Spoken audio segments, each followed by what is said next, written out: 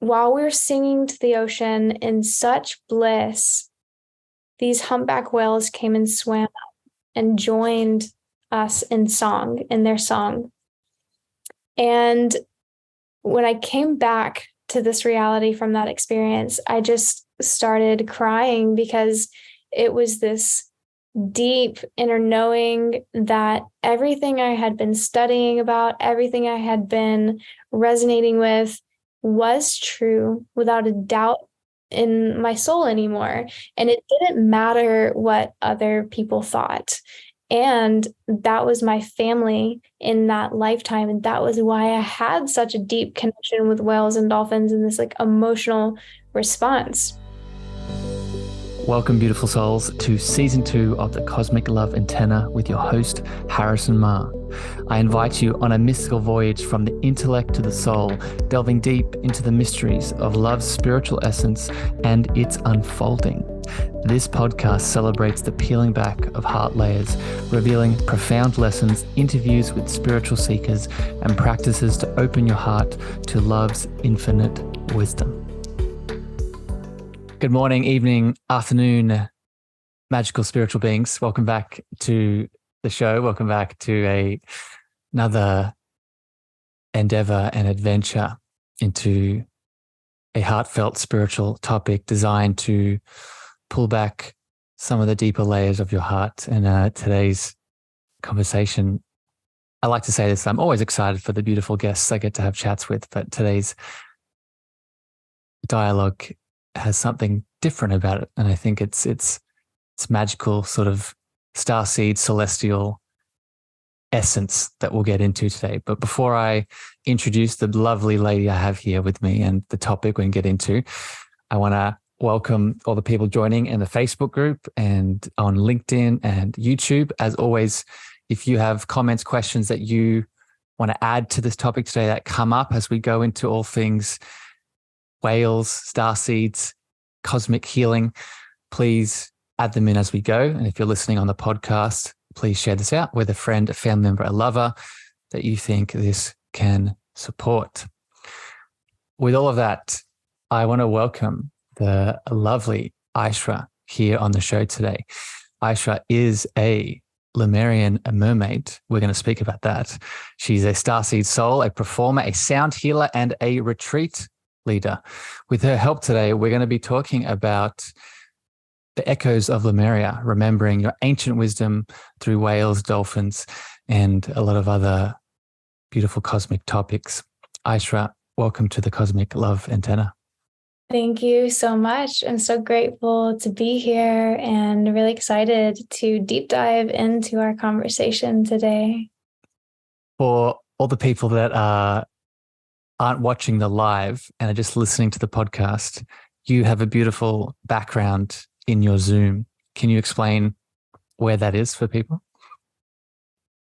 Yes. So behind me are the Polynesian Islands, and they are located in between. If Hawaii, Easter Island, and New Zealand were a triangle, the Polynesian Islands are in the middle.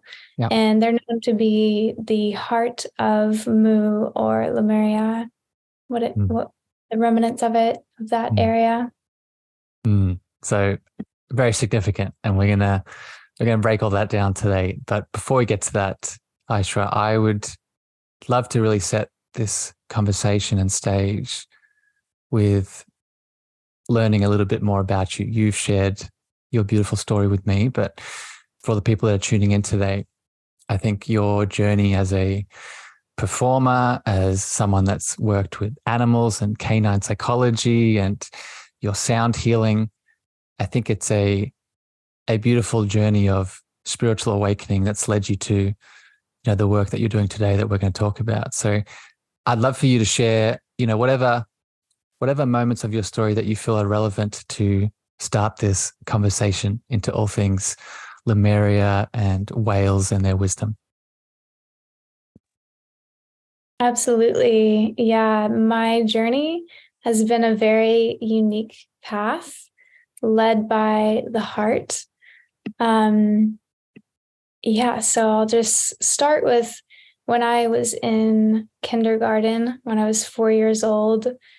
I think that was when it was like an experience that I can look back on and realize how much we actually know about ourselves and our purpose, even from a young age. That information is available. So at 4 years old, I prophesied that I would assist in humanity's emotional healing through the support of animals. I was given a piece of paper that said, when I grow up, I want to be blank. And I wrote nurse. And I drew a photo of a hospital and a person lying on the bed with a frown on her face and blue tears coming from her eyes, and then a dog next to her with a smile on its face. And there was no doctor or actual nurse in the room. The dog was the healer. So it was a representation of the emotional healing that happens when animals and humans connect, when we experience their presence and unconditional love. What? And Ayshra, if I could just interrupt here super quick, and you can maybe tell me if this resonates with you, but it also highlights your role in that, right? Your role as the facilitator and the magical presence that you are in facilitating that emotional healing connection. Would you agree with that? Yes, absolutely. I've always had this really deep connection with animals, this deep understanding of them. I've been through many things in my life as far as just emotional wounds that can happen in this realm of, like betrayal and things. And I've always just felt this unconditional love and this safety with animals because they're so vulnerable. Like they're in the moment and they communicate through energy and body language, and they're transparent in that way. Yeah. Even if they don't want to be approached, they'll show you, Yeah, they don't. I like to describe it as, and people have different opinions on this, but I like to describe it as they don't have an ego, right? They don't have or if they do have an ego, it's a very different kind of structure to ours, right? They're less impacted by, limitations. They're less impacted by shoulds and coulds. They just follow that impulsive, intuitive hit, correct? Yes. Very in the moment, very instinctual. So, so tell me, Ayshra, you had this beautiful journey and there's an awakening moving through you. Where do sea life and the sea world, where does that come into the picture for people listening? Yeah, so luckily SeaWorld never came into the picture, but whenever I was in 8th grade, I was assigned a career project, another big pivotal point. There's a lot of things that happened whenever I was in 8th grade. But I chose marine mammal training, and I wasn't living near the ocean, as far as like close to the ocean. I had never seen a marine mammal in this lifetime. But I found this video on the internet, and I had animals ever since I was born, many animals. And I was a gymnast at the time. So I was like, what? I could work with these dolphins and whales and take care of them and play with them for a job. And I was like fit to do it. I was like, this is what I want to do. And that's when my love, and then which became like an obsession for marine mammals, first began. I remember my mother and brother, they took me to this facility in Florida at the time. It was like Gulf World, kind of like a Sea World, but I think it was rescued dolphins. And when I saw a dolphin for the first time, it was such this deep emotional response. Yeah. And I remember noticing that no one else around me seemed to be impacted in this way. Like I was in tears, and some people were just like, slightly amused, but that's when Ayshra, can I ask, what do you think that was? Do you think it was just a animal having a beautiful impact on your emotional release, or do you think it was something more impactful than that? It was a remembrance. It was Yeah. a soul remembrance and recognition. Mm-hmm. Yeah, Yeah. that's very important for people to hear, because I just for new listeners of the show, I speak a lot about emotional healing. And it's important to understand that emotions, we need to release them, feel them, acknowledge them, do all the things in terms of healing pain, trauma, etc. But what I think is more significant is to see their link to our spiritual history, right? Our spiritual, as you beautifully just said, our spiritual remembrance and our soul connection. So yeah, please keep continuing. So we had that Mm-hmm. remembrance, and then Yes. And before I continue on from eighth grade, there were a couple other important factors there. That eighth grade was when I started playing the guitar and writing my own songs, taking poems that I'd written and creating songs. I was going through a lot emotionally at the time.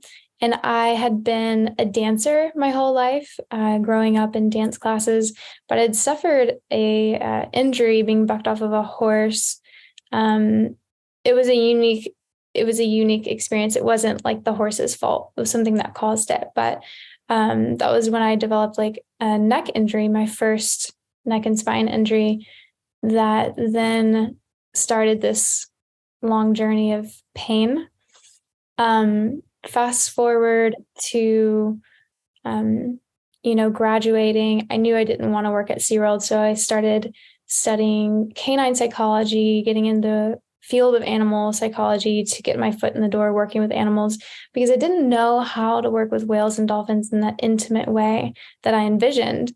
And then I also, around that time, or like a couple years after, I discovered flow arts. I discovered fire spinning, and I was immediately mesmerized. I was so captivated by it, and I was like, what is that? I want to learn it. And I immediately started learning it.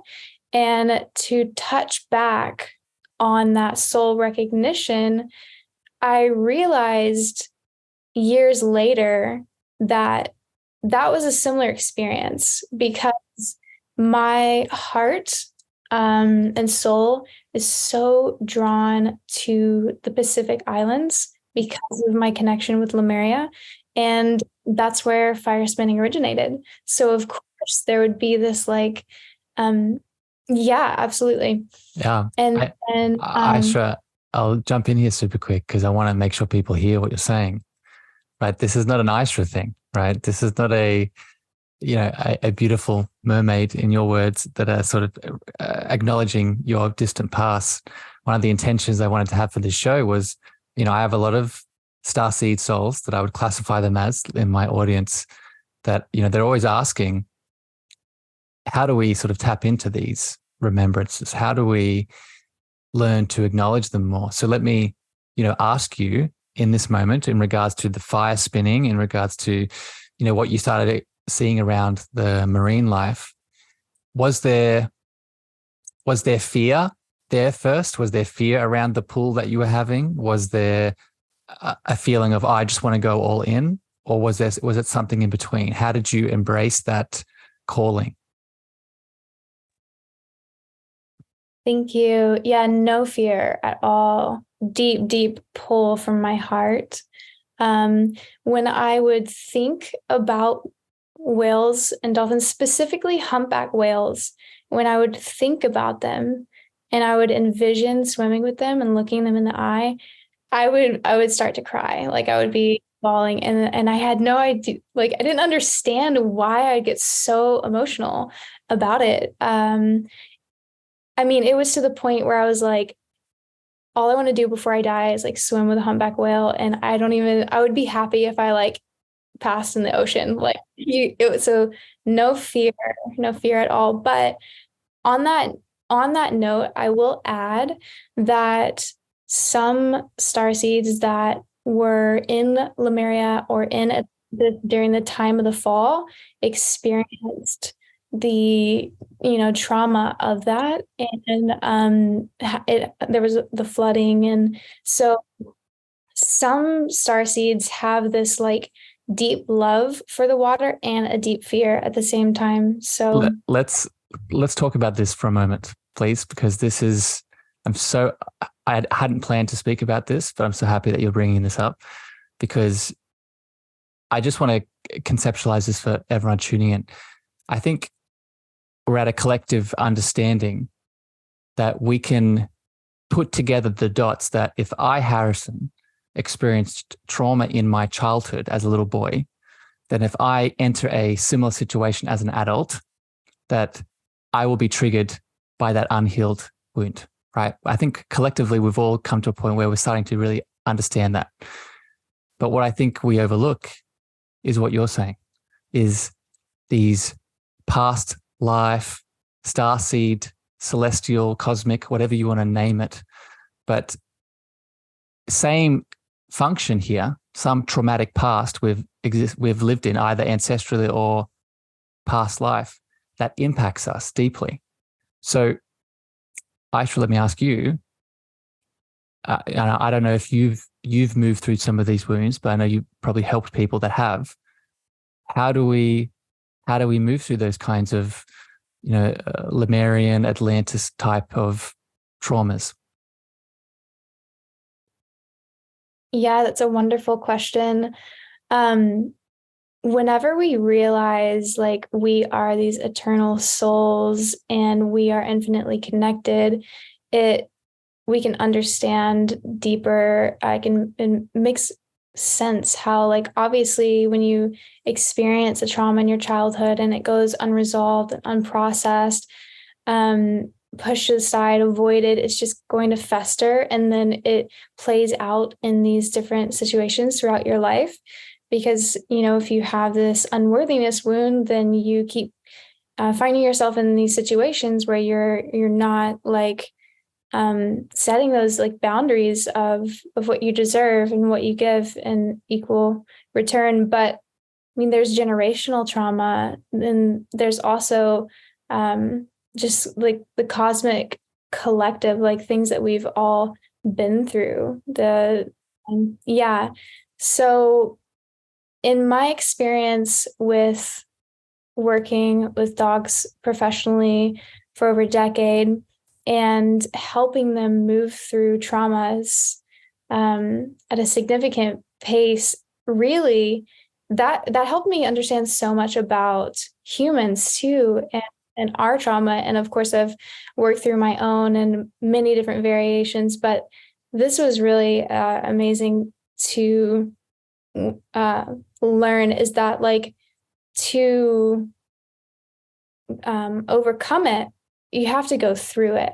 Like you can't go around it, you can't avoid it. So with dogs, when you're working on healing a trauma, it's a process of desensitizing them to that thing that they're reactive to, the stimulus, and counter conditioning. So changing the emotional response in the brain. And so you start with the stimulus at a distance that's going to keep them under the threshold. So it keeps them from being reactive.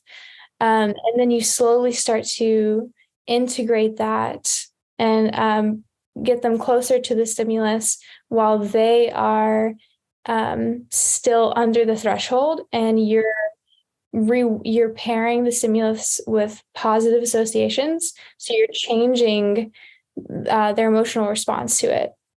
So if you look at humans, like in the same way, if someone has a fear of water, it's going to be hard to overcome it unless they end up getting in the water at some point. And it's not necessarily to dive headfirst into the ocean, but in these like steps. And also something that's really big is like past life regression. Yeah. That's something that... Pause there for a second, Ayshra, because I think this would lead us into the whale connection, right? I think this would lead us into the whale piece. So can you describe for us, because you gave us a beautiful image there with the dogs and how the canine connection really supports us. Before we started recording, you were telling me about the emotional intelligence of whales themselves. So continue what you're about to say about past lives, but where do the whales now fit into this? And let's keep using this example of someone that maybe has a Lemurian or Atlantean past life wound around water.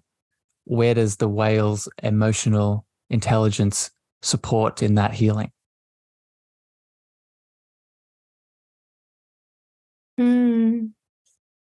Yeah, so with whales and their emotional intelligence, it's so vast, and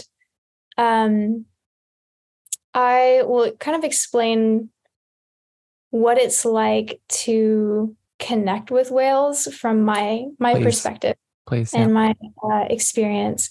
So, as I mentioned before, when I would think about them and swimming with them, I would get so emotional that I thought that, I would maybe hyperventilate or something because I would just be like so excited. But it was actually the opposite. Whenever I was actually in the water with dolphins and whales, with humpback whales specifically, it is the deepest peace I've ever felt. You just feel their ancient wisdom. You feel the knowledge within them. I feel like I'm looking into the eyes of God, and I'm just so present in that moment. And I feel deeply seen by them. And I feel this, again, like this soul recognition with them. The humpback whales, they have this energy that is wise. It is ancient. They are so magnificent and huge, but they are just floating there and moving with ease and grace. And they can really help with finding that peace, the deep peace and inner knowing. And the dolphins, they're so playful and activating. They're extremely emotionally intelligent, and they can pick up on us, and they can actually attune us with their echolocation. Yeah. So I have so many questions bubbling up, but I just want to share an image that I'm getting. Have you seen the most recent Avatar film, Ayshra, my friend? I have. Yeah.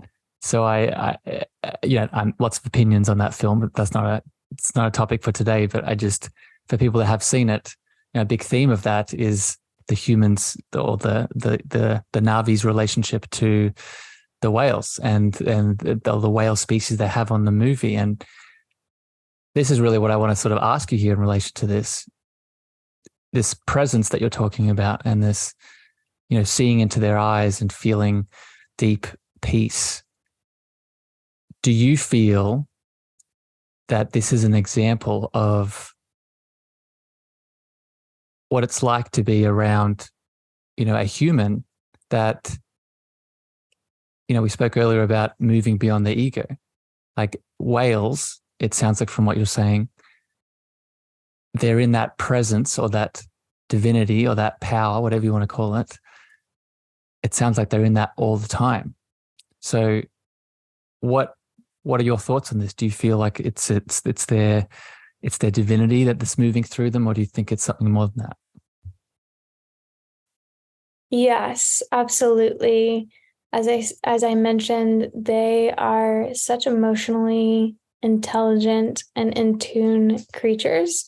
They are also, such high dimensional creatures. And I really believe that they are here to help us remember who we are and to aid in our mental, physical, emotional, and spiritual healing, and also to uphold the energetic system of the earth in the way that they migrate, and they're like vortexing and charging the waters of the earth, the way they charge the ley lines. Yeah, that's so cool. You explaining that to me, and I was like, oh, that makes so much sense, right? The world is a beautiful macrocosm of the microcosm that we are, right? And we have structured water inside of us, and we have our own version of that. But when you expand it out to the world, what's the mechanism for charging the water of the world? And the whales are doing that. Mm-hmm. Yeah. And to touch on like the emotionally healing effects on people, there have been a lot more studies on dolphins because there have been a lot of rescued and unfortunately not rescued dolphins in captivity. But yeah, there's just more documentation on it, even though they both have these incredible abilities. There's lots of cases of dolphin-assisted therapy that's been shown to help people with depression, post-traumatic stress disorder. In various studies, they reduce symptoms of anxiety and improve overall mood. They also have helped like with mentally healing people, their interactions. They've been known to enhance cognitive function and help developmental disorders. Sorry. Oh, you're all good. I'll jump in here, Ayshra. I think, what you're explaining is, whether it's the dolphins and their ability to help with the mental challenges, or the whales and their ability to connect to peace and presence.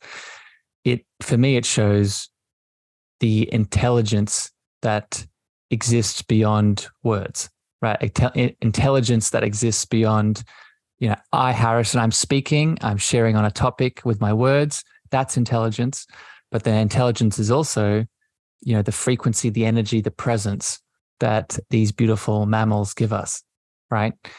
Ayshra, I want to shift here a little bit because I call it infinite intelligence. Yeah, I love it. Mm-hmm.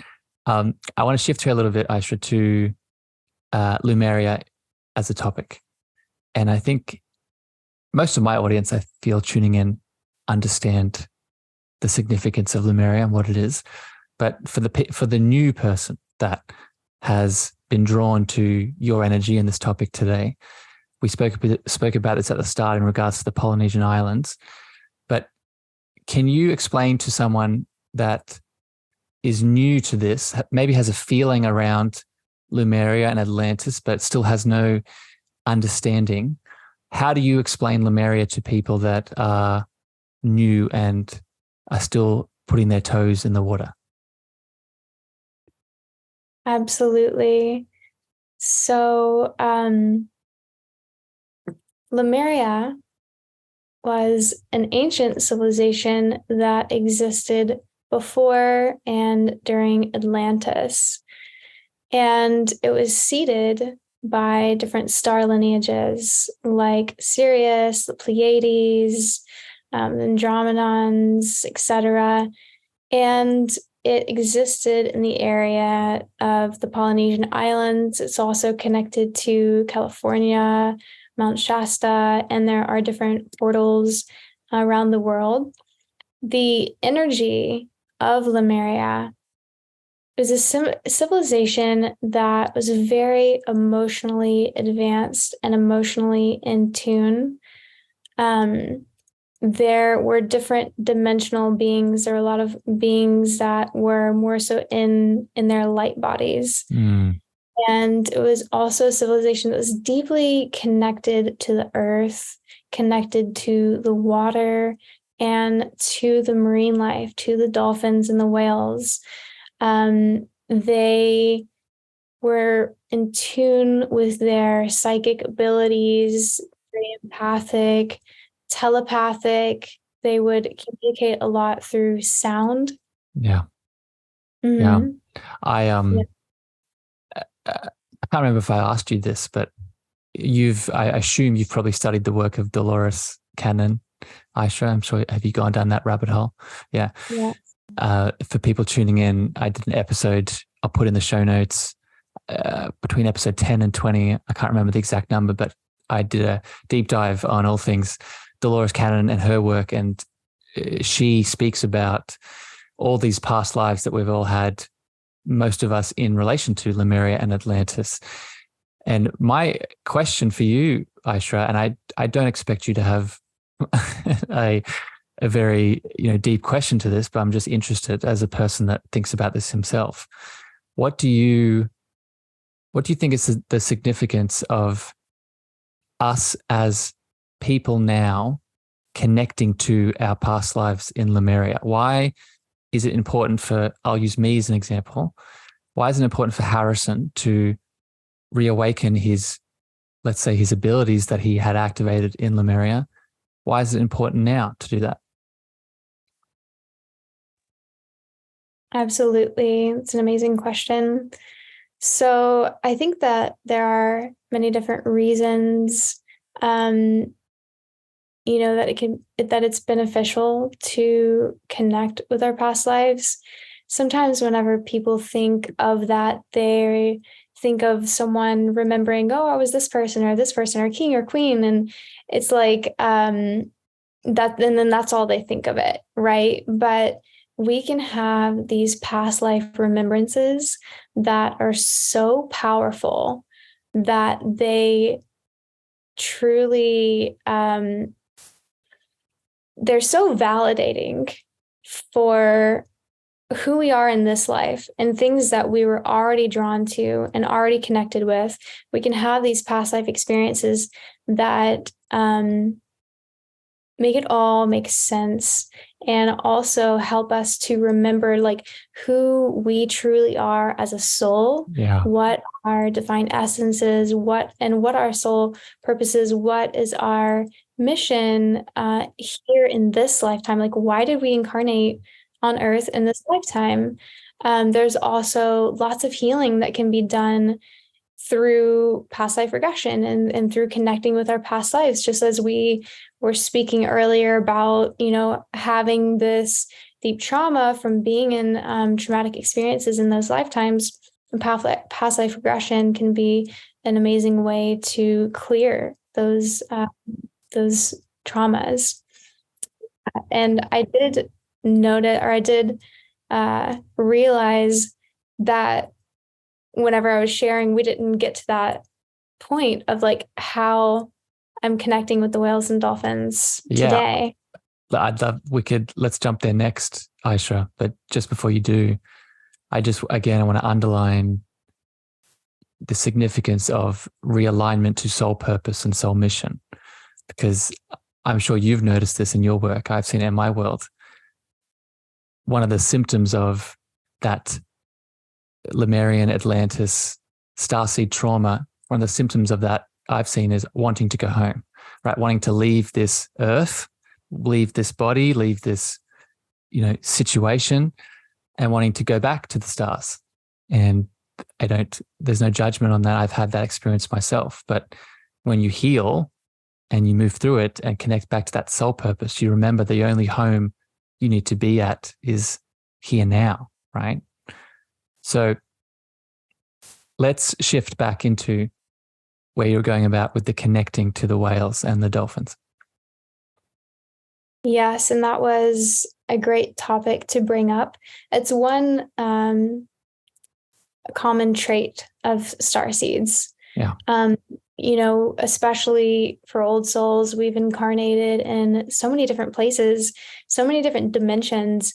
I think something that really helped me to grasp these concepts is that when you think of star lineages and you think of, there are people that have had lives on Venus, and I'm one of them. It's in Sirius and other places. It's a dimension.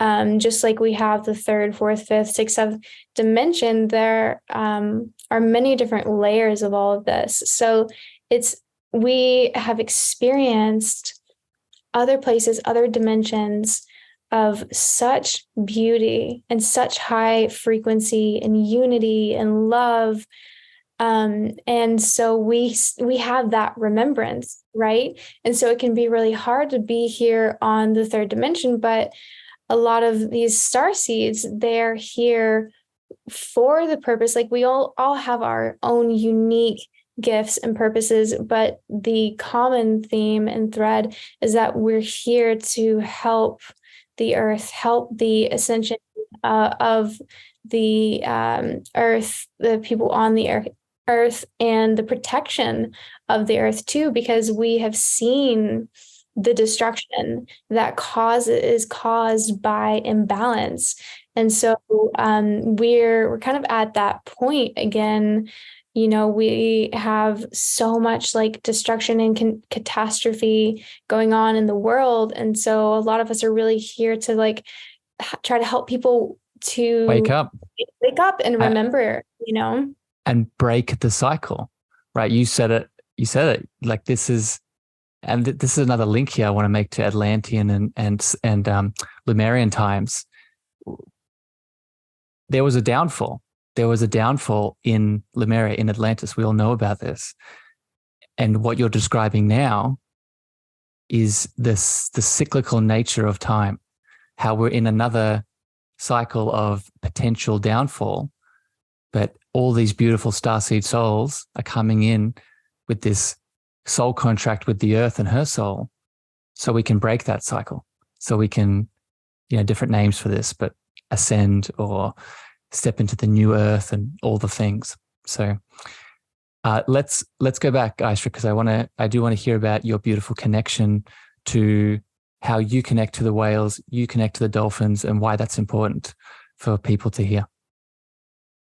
Yes, absolutely. One more note is that it's a common feeling for Mintakan starseeds to feel homesick because Mintaka was in the belt of Orion, and it's one of the places that mermaids, dolphins, and whales originate. So is Sirius, but Mintaka got like taken over. And so they fled from their home. So there is this common theme of the homesick feeling. That's also another place that I have incarnated. So I began my journey with canine psychology and fire spinning. And also I continued singing and writing songs. So I have been a professional canine psychologist and performer, dancer, fire performer, like multi-prop fire performer, and other kinds of props for, I don't know, like 12 years or so. And I have also been, continuing to sing and create music. And even though I had no fear with the performing maybe at first, but I mean, I've performed in front of 80,000 people and been totally fine. To sing in front of others I would have crippling fear and anxiety. It was so vulnerable. You're not alone in that one, I think. I feel a lot of us have that fear. Yeah, it's such a vulnerable expression of the heart. And then also along that journey, I have been on my spiritual path, studying many different healing modalities and philosophies and, consciousness and healthy eating, and going to my performing has taken me around the United States and internationally to these different transformational experiences, these beautiful events and retreats and things that I was able to be a part of, further learning and sharing. And I also have been hosting events too. So I've been studying about ancient civilizations, Lemuria, Akashic records, and past lives for many years. It would come in through these different like sprinkles and synchronicities, and there would always be this deep, deep soul resonance. And one day there was a very significant, life-changing experience that happened to me. So I was in water holding my Lemurian record keeper crystal, and I started to sing. I was in a spa, but I was alone. So I started to hum and just hum a little louder and louder. And all of a sudden, I was taken to this place that was more vivid than any dream or any experience I had ever had. I was completely unaware of my physical body in this reality. And I was on an island, and I remember there was this crystal city, almost like quartz city, and I was on like this slab of quartz, and there were hundreds of these angelic star beings. I was one of them, and we had this white, like opalescent, kind of translucent, almost sparkly skin and big blue eyes. And we were singing in this choir. There's a couple hundred of us, and I was leading part of this choir, and we were facing the ocean in this like half circle, wrapped around. We were like up on a hill, wrapped around this like cove. There's these mountains in between us, these huge waterfalls. And while we were singing to the ocean in such bliss, these humpback whales came and swam up and joined us in song, in their song. And when I came back to this reality from that experience, I just started crying, because it was this deep inner knowing that everything I had been studying about, everything I had been resonating with, was true without a doubt in my soul anymore. And it didn't matter what other people thought. And that was my family in that lifetime. And that was why I had such a deep connection with whales and dolphins and this like emotional response. So yeah, what was that experience, and how did that affect me after? So what the experience was I was channeling music from the Akashic records. And the Akashic records are it's the energetic library of all of existence, the past, present, future, every thought, every action. And we're able to tap into that and channel information. You probably have heard of Akashic record readings. Yeah. So we can go through these like past life regressions, and we can heal through trauma, but we can also, maybe we like might remember life as a king, but we can also remember these moments of extreme beauty. And like I said, I was leading a choir in this experience. And so what happened after was, not only did I have the confidence to fully step into what I'm doing today, but my voice opened. Shifted. Yeah, my voice opened in a way where I was ready to share my music with the world. I started recording my own original music. I started creating a different kind of music, from like indie folk love songs to sound healing, sound journeys, these like Lemurian, angelic, sometimes like shamanic, ethereal, channeled transmissions. Yeah, transmissions, yeah. Yeah. And now, singing in front of hundreds of people and being excited about it. So it's just like a little example of how powerful these experiences can be, and how positively they can impact your life just in instant. Yeah. So Ayshra, first of all, thank you for sharing that beautiful example and your journey with us. I'm so happy we went back there so you could express it. Many different things we could go off on from that story, but I think the most profound, especially for people in my audience and that listen to the show, is you didn't receive that channel and ignore it. You didn't receive that channel and relegate it as a mental thing or a dream or a just the thing that happened. You, not only did you feel it fully and receive it fully, you took action on it, right? You started to embody it.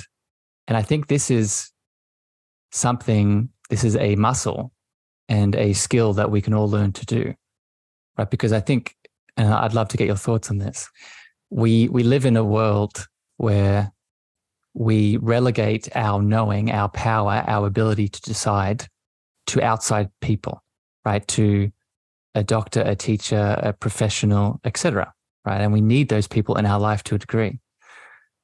But within that, we release our ability to take choice on our inner reflections, on our inner experiences that you had. So I guess my question for you, Ayshra, because I have a lot of, intuitives, starseed souls, healers, beautiful spiritual beings that tune into these episodes that have had these experiences, but they find it hard to integrate it, to embody it, to take action on it. What would you say to those souls to help them do so? Yes. So my experience was so powerful. And when I share it, it may seem potentially scary for someone because it was so powerful and because it just happened. But I was very open to it. I think everything happens when we're ready, I was so open to the experience. And it was in the middle of the day. I was at a spa, like completely sober. There was no nothing else it could be. There's no other explanation. Like it was just it was more vivid, like I said, than any dream, any experience I've ever had. And what was the second part of your question? Like, how can we integrate it? Yeah, how can we? Because I'll give me as an example. I get a lot of these kinds of experiences. For example, in my dream world when I meditate, and sometimes the 3D world comes in with its requirements of us, and we can sort of put it to the side. So how do we integrate it and then take action on it? Mm-hmm. I think that it was easy for me to integrate because I was already on that path, because this is a huge part of my dharma, is to share these things with people, to teach them about ancient civilizations, about the Akashic records, guide them like through these kinds of experiences, help them connect with the dolphins and the whales. And it was like what was really needed at that time. I was already, this is a point I didn't mention yet, because there's just so much. The conversation has been amazing. But along my journey, I did find my mentor. Yeah. So I was watching this show. It's Initiation on Gaia. You should definitely watch it if you haven't seen it, by Matthias De Stefano. And he's talking about Lemuria and how it's connected to the Polynesian islands. And that was the first I heard of it. So I looked them up, and I immediately had this, again, emotional response when I see the islands. And I see that that's one of the only places to legally swim with humpback whales. So of course I'm like, who knows anything about the Polynesian islands and swimming with whales? And that's how I found my mentor, who's been leading whale retreats, but not these like mystery schools that I have created. But so I was already on that path, but she really helped me to give me that extra, like, I was like, should I go like full send? And and she was like, yes, you should, like, this is who you are. But as far as like integrating these experiences, obviously being with yourself and like journaling and reflecting on this and talking about it with others that you love, that are a safe space, people who will validate your experience, And then also, people that have knowledge in these spaces too, because they can help you to understand some of these things, these experiences and feelings that you're having. It's so powerful whenever we come together with these like-minded souls that are called and like drawn to these specific things, because when we come together, it's this feeling of safety and this deep soul recognition within each other. It's like, oh, I see myself in you and you remind me of who I am, right? If there's like, if you're extremely drawn to Egypt and other people are as well, it's like you're likely going to have this soul resonance with them. Yeah. I refer to it as the divine mirror, right? You find a divine mirror of your beautiful soul. And, I want to make this very clear. I'm so happy that you brought up your mentor and that supported you in the integration process. I want to make this clear for people listening. It can be you going out there into the physical world and searching, but I've noticed it's almost more impactful when you magnetize it in, when it comes into your world, right? When it comes in as a DM, or it comes in as a, random Facebook post, or it comes in as an email or whatever. This is another thing we can manifest, right? We can manifest someone that is us, right? We can, if we feel like our family, our friends don't support us, then manifest someone that does, right? Do you agree with that, Ayshra? Yes, I believe it's inevitable that we will meet these souls along our path that are meant to, we're meant to reflect back and forth with each other, and we have these codes for each other. And we also we have everything within us too. And even if you do go to a teacher or a guide, a healer, coach, whatever, they're not facilitating the healing. They're not facilitating this remembrance. They might help you, they might guide you through a journey where you are in this relaxed state and you're allowing the remembrance and the healing and the release to happen, but they're not doing it. So ultimately, it's always within you anyway, but it can just be good to have support systems too. Yeah. So happy that you highlighted that, right? That's the mirror, right? They are reflecting you. They're reflecting your essence. And, often the things that are stopping us from seeing that are those traumas that we spoke about earlier, right? Whether it's in this lifetime or in past lifetimes. And often they have the tools and the magic to help you find what is needed to break through that illusion. Ayshra, I could talk about this topic with you for a very long time. And I hope to one day meet you in the physical and we can have that conversation. But before then, I have two more questions to finish up this beautiful chat with you. And this one is really connected to the culmination of your beautiful journey and what you're doing in the world right now in this moment around all these topics, right? Around all these, whether it be the whales and the marine life, the Lemurian connection, the healing, you are hosting some beautiful experiences that I'd love for you to share about if you feel called and if people have tuned into your magic and they want to know more. Absolutely. Yes. So I have fully stepped into my soul's dharma and created these magical mystery schools called Ancient Souls Remembrance Retreat.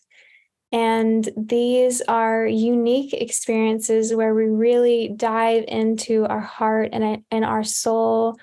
They are hosted in sacred sites of the earth connected to Lemuria, in the Polynesian Islands, which are behind me, every October and every February in Hawaii. So it's whale season, humpback whale season in both of those areas in those times. We study about ancient wisdom. We study about Lemuria and how it's connected to these islands. What is it? What can we learn from it that can benefit us in this lifetime and this moment? We learn about its connection to the dolphins and the whales also, and the Akashic records and their connection to the humpback whales. We study these things before actually going out to swim and connect with dolphins and whales, be in the water with them. In the Polynesian islands, we're able to swim with them legally up close, and they, looking them in the eye. It's the most profound experience of my life. We also cover, I think I mentioned the star lineages too, that see Lemuria. Ancestral and inner child healing, movement medicine, vocal activation.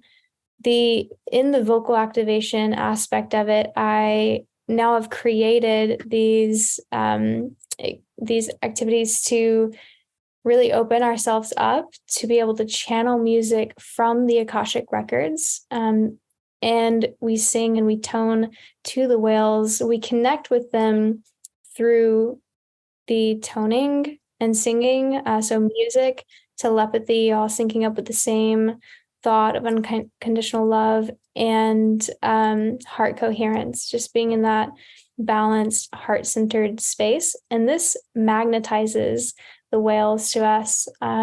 We have, movement medicine, ecstatic dance. We connect with the Polynesian culture through their traditional shows where they share the stories of their culture through art, through song and dance. We explore ancient temple ruins and the cloud forest. So there are all these different layers that really help us to connect with our soul, our hearts, each other, all the beings that are called to this experience. There is that it's like an instant reunion of cosmic soul family, and we give back to the Pacific Whale Foundation and the South Pacific Islander Organization for our upcoming retreat in Hawaii. The funds are going to be going to helping Maui as well. Beautiful. Very relevant right now. Very topical. Well, Ayshra, first of all, just for people tuning in, I will put all of her details and where you can find out more about this experience and going deeper if you're feeling the pull. I'll put it in the show notes. So for people listening to the podcast, you'll see it in the show note details. But I just want to honor you, Ayshra, for really embodying everything, right? This, as I get to hear you speak about this, and when you reach out to me to have this conversation, the first thing I felt was this soul, this woman, is doing all the things she's meant to be doing. And I feel that's very rare in the world, right? For many of the reasons we've talked about today. In my life, for example, I don't do things because there's fear, right? Or I worry about abandonment or rejection or, all the things. And that stops us. And I don't feel any of that with what you're doing. So I just, I want to honor you, and I'm grateful that your magic's in the world. Thank you. I definitely experienced that. It is my heart's deepest desire and joy, and I'm so grateful. And it's so magical when these experiences happen and I see the rapid transformation and remembrance of multiple people multiple times a day. It just fills my cup up. But it has been this deep journey of trust and surrender, and it's been terrifying at points and extremely stressful, but I wouldn't change it for anything. I wouldn't change it for anything. And once I've had many different things in my life that I'm passionate about. I'm an artist, I'm a creatrix, so anything creative, I can do it easily. But this was what I always wanted. And once you take that leap and you really follow your heart and your soul's dharma, it doesn't mean it's going to be easy, but once you're doing that, you can't go back. No. Yeah. And you're guided, right? You're so right. It's not easy, but when the challenges do arise along that blissful path, you feel supported, right? Because there's the whole energy of God, higher self, universe, whatever you want to call it, is behind you, right? As you're flowing in alignment. So yeah, I love it. There's so many different miracles and blessings and synchronicities, that unfold. And it's this confirmation too that I'm on the right path. So I'm so grateful for that as well. Yeah. And I hope this inspires people listening to do the same, right? This is a magic that we all have.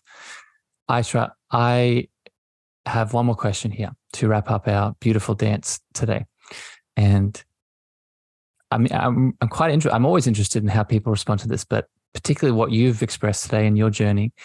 I'm very intrigued how you'll answer this question. I refer to this show as the Cosmic Love Antenna. And one of the reasons for that is in my own journey, I've come back to the remembrance and the awakening that in many ways, my higher power, my deepest form of consciousness is love itself. So in your world, Ayshra, how do you personally define that 4-letter word, that love word itself? Yes. How do I define love? To me, love is pure. It's unconditional. It's a frequency of understanding and support. It is always giving, overflowing. Yeah. And I think that the humpback whales, they can really help us to remember that essence of pure love, because the humpback whales, the sperm whales, the elephants, their hearts are so big, so massive. And Natasha, my co-host for the Mo'area retreat, her and I, we were having this conversation about how they're all like upholding that energetic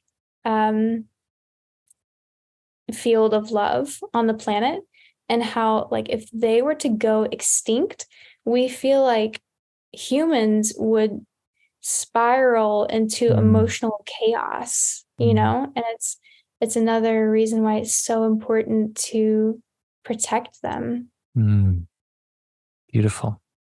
Well, your beautiful mission in the world, my friend, is doing leaps and bounds towards that beautiful prayer. So I thank you for who you are and the magic that you have in the world. Thank you for your time today and sharing your light with all of us, with everyone that's tuned in, either live on Facebook, LinkedIn, and YouTube, or listening to the podcast.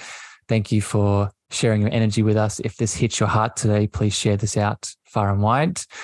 But until next time here on the show, we send you love, we send you light, and we'll see you again very soon. Bye, everyone. Thank you for listening to the Cosmic Love Antenna with me, your host, Harrison. If you gained value or this episode hit your heart, please remember to share this out with a friend, a family member, or a lover.